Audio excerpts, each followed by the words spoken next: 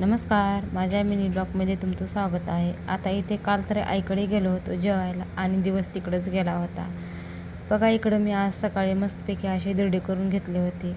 आंबे आहेत तर रस वगैरे करून दिरडे वगैरे खाऊन घ्यावं म्हणलं. आणि आंब्याचं सीजन आता संपतच आलेलं आहे, म्हणून मी इकडं दिरड्याचं पीठ मस्तपैकी असं पातळ मळून घेतलं होतं आणि आता दिरडे चालू होते.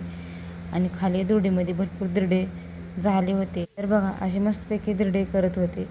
आता म्हटलं कंटाळा जरी आला तरी आपल्यालाच करावं लागतं आणि केल्याशिवाय तर कुठलं खायला मिळतं. तर बघा असं कंटाळा न करता मी व्यवस्थित मस्तपैकी असे दिरडे केले होते.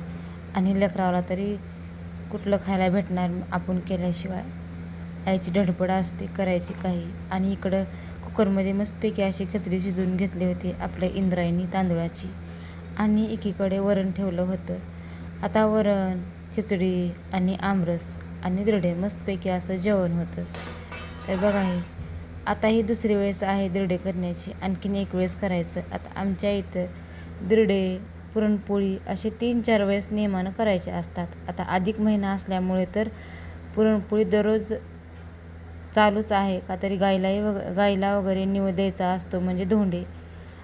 आणि बरेच जण सोयरे येणार जाणार त्याच्यामुळे चालूच असतं. आणि बघा हे मस्तपैकी असे माझे दिरडे होत होते. एक तुकडाही पडत नव्हता आणि खराबही होत नव्हतं.